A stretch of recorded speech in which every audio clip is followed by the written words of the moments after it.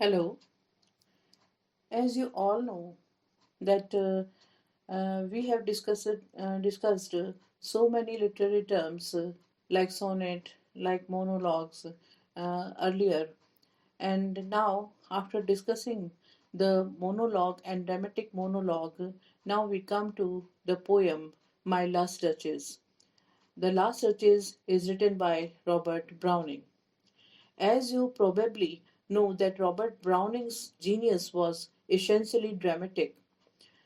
His favorite form is dramatic monologue, which, though not invented by Browning, was immensely popularized, often him. But being a psychologist, having his main idea to study the incident that to go to compose the development of the soul, Browning found this form to be extremely suitable to this purpose. His purpose is to throw light into the consciousness, and so he free himself from all shackles that impede analysis. Thus, to him, dramatic monologue is a comprehensive soliloquy in which a certain critical moment in one's person is taken by permitting the individual to speak his character. The whole course of his existence are revealed in a brilliant searchlight.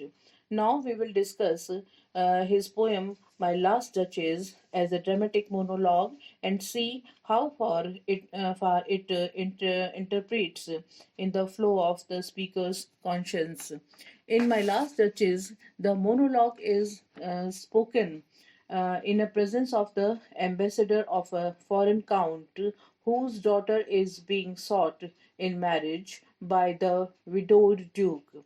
The duke is perhaps Alfonso II, the fifth Duke of Fena. He married Lucrezia de Medici in 1558 when she was only 15 years old. She died in 1561, perhaps by poisoning. Here, the Duke, exhibiting the portrait of his former wife to envoy, the basis of his character is the complacent egotism of aristocrat who regards his wife as his properly. He cannot brook her graciousness and innocent gaiety, and finally kills her.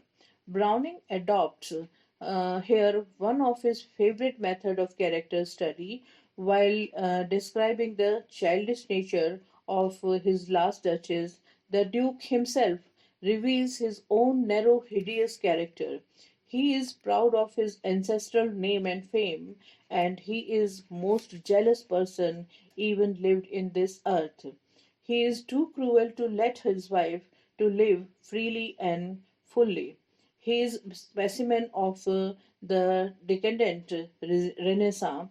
He is telling his companion that the depth and the passion of her earnest glance was not reserved for her husband only, but the slightest courtesy or attention was sufficient to call up that spot of joy into her face. To Duke, her heart was too soon made glad, too easily impressed. She not only smiled on her husband, she smiled on others. Duke said in the poem, I quote here the poem's line, uh, oh, sir, she smiled no doubt whenever I passed her, but who passed without much the same smile?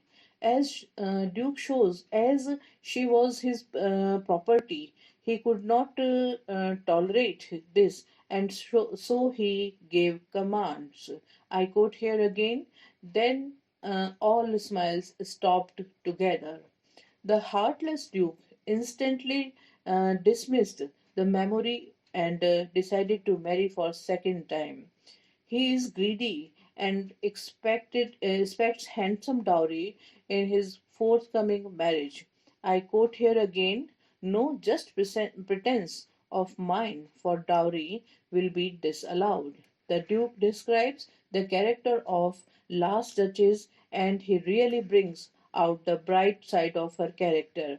He says of the depth of and passion of her earnest glance, she is enthusiastic and expansive by nature.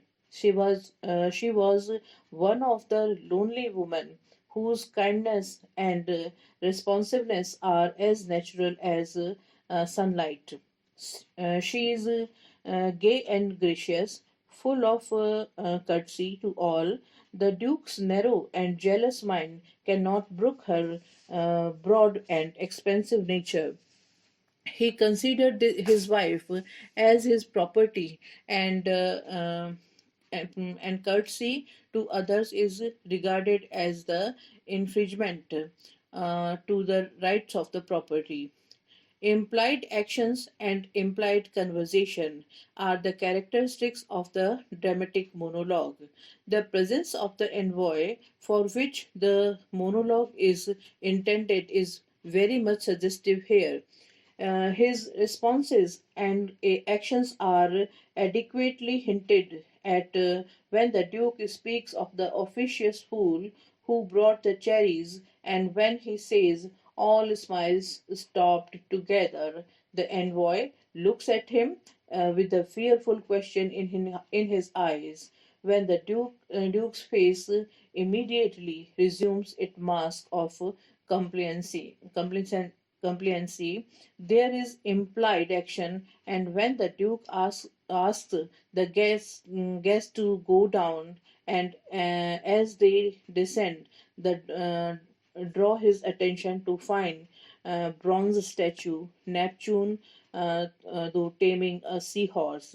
Implied action and implied conversation are the characteristics of the good dramatic monologue. The presence of the envoy for which monologue is intended to in very much suggestive here. These responses and actions are adequately hinted at. When Duke speaks of the officious fool who brought the cherries, and when he says all smiles stop together, the envoy look at him with fearful eyes, but the Duke immediately resumes other mask. Thus, as a dramatic monologue, the poem is remarkable for character studies here. Browning's dramatic genius for character study is illustrated in the subtle and ironical characterization of the Duke. Thus, the My Last Duchess is a good dramatic monologue, and this is best piece of literature by Robert Browning. Thank you so much.